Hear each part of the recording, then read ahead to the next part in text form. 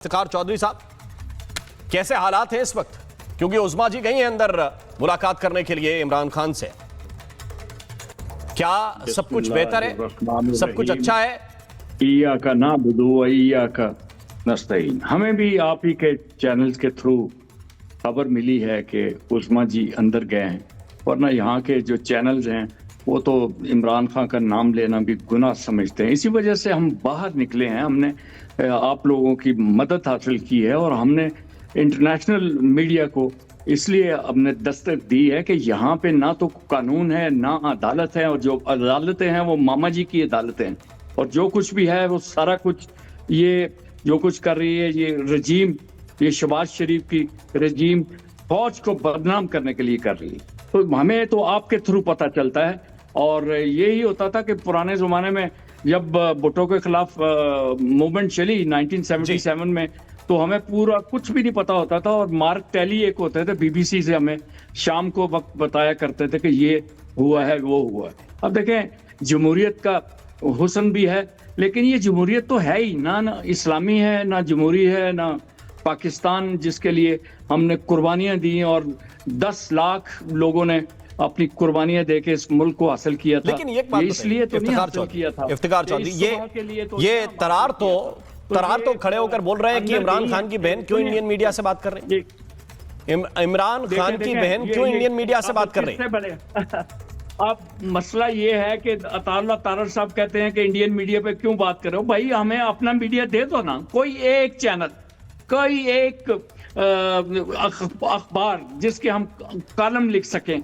जब भी मैं कॉलम लिखता हूं तो मुझे एडिटर कहता है कि फौज के खिलाफ नहीं बोलना, मरियम के खिलाफ नहीं बोलना। और भाई हम खिलाफ तो नहीं है, हम फौज के साथ हैं। इमरान खान ने ये कहा था कि फौज भी हमारी, हम तो वो गुजरांवाला वाली तकरीर को याद करें। और ये जितने फौज के साथी हैं, मैं आपको बता देना चाहता हूं, इससे पहले कोई दूसरा आके बोले कि मैं 2001 में नवाज शरीफ को, मैं पत्रकार था जद्दा में, तो नवाज शरीफ से ओबराय होटल में मिला, और उसने मुझे कहा था कि इस फौज को पेंट उतार के फलां फलां करके जूते मार के करना चाहिए। मैंने बोला नहीं, ऐसा नहीं करो यार मियां साहब, आप एक हवलदार नहीं संभाल सकते तो पूरी फौज को गालियां क्यों देते। फिर गुजरांवाला के जलसा में ये जो दहशतगर्दी है इसके पीछे वर्दी है। ये सबसे ज्यादा फौज के खिलाफ तो यही थे। और आज हमें बात करने की कोई बात नहीं कि दस्तूर ज़बानबंदी है। वो क्या कहते हैं कि ये दस्तूर ज़बानबंदी है, कैसा तेरी महफिल में यहाँ तो बात करने को तरसती है। मैं आलिया शाह को इन कराना चाहता हूँ, इसमें मैं आऊंगा। इफ्तिखार चौधरी आपके पास आऊंगा, लौट कर आऊंगा। आलिया शाह, क्या आप वहां की सिचुएशन इस वक्त देख रहे हैं? क्योंकि एक तरफ तो इमरान खान का मामला है, ये सरकार का और पीटीआई का आपसी मामला है, इसलिए हमारा इसमें कोई इंटरेस्ट नहीं है। मेरा इंटरेस्ट इस बात को लेकर है कि ये छुपाई चीजें क्यों जा रही हैं, आखिर क्यों छुपा रहे हैं? अगर कोई बंदी जेल में है, उसने गुनाह किया है, तो उसकी इंफॉर्मेशन को आप छुपा क्यों रहे हैं? और दूसरी बात ये जो सीडीएफ का मसला चल रहा है, जहां पर सुप्रीम कोर्ट के 2 जजेस ने रिजाइन किया इसका विरोध करते हुए, इसके खिलाफ जाकर, मुझे जरा यह बताइए कि क्या ये एक तरह से अघोषित तख्ता पलट की तरफ चल पड़े हैं कि सारी ताकत आपने आसिम मुनीर को या XYZ किसी को भी सीडीएफ बनाकर सौंप देनी है? जी थैंक यू वेरी मच। देखिए, सबसे पहले तो ये कि ये जो बात की जा रही है तख्ता पलट या कू होने की, या कहीं मार्शल तो नहीं लग जाएगा, ये इस वजह से की जा रही है। ये अफवाहों का जो एक तूफान गर्म है, उसकी वजह ये है कि पाकिस्तान की जो हिस्ट्री है वो ये बताती है कि कई एक बार कू हुए हैं, मार्शल लगे हैं, प्राइम मिनिस्टर्स को उतारा गया है, और जो प्राइम मिनिस्टर्स हैं वो फांसियों पर भी चढ़ते रहे हैं, कत्ल भी होते रहे हैं सड़कों पर।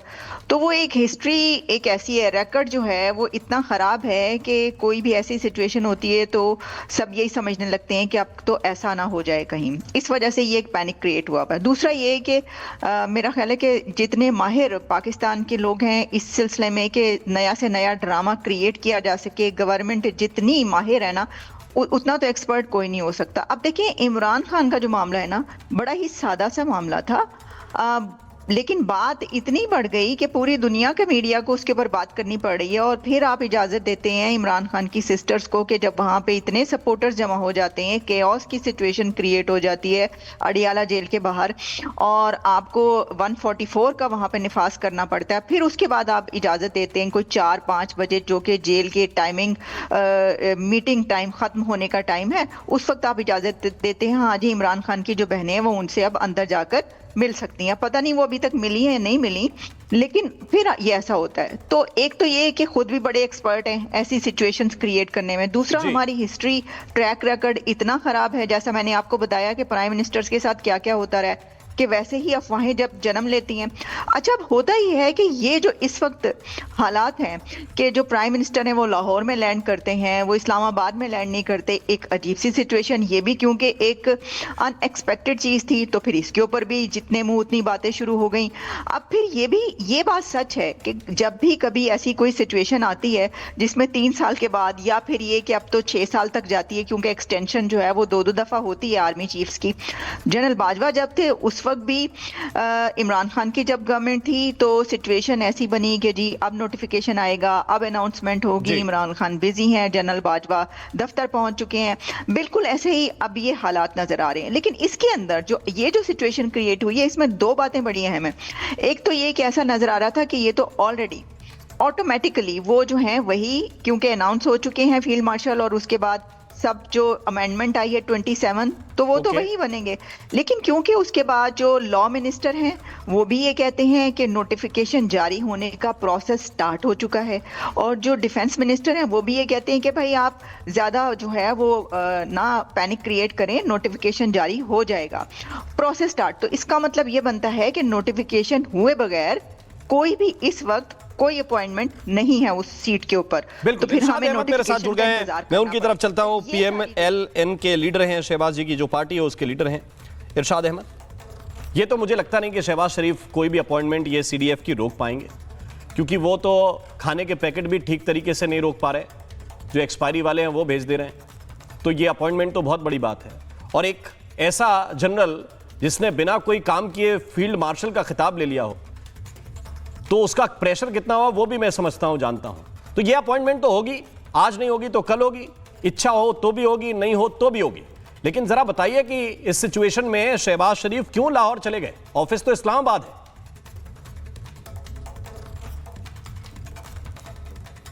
अपनी आवाज थोड़ा बढ़ाइए, शायद म्यूट है आपका, म्यूट है।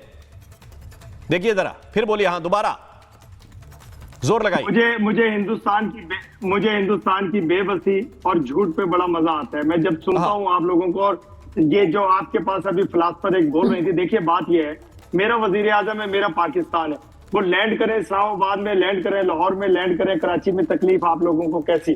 दूसरी बात ये है, अब देखिए दिक्कत ये है इरशाद भाई, मैं आपकी बात सुन लूंगा। अभी हिंदुस्तान की बेबसी आपको कहां दिखी? अभी जो दोनों पैनलिस्ट बोले हैं, दोनों पाकिस्तानी हैं।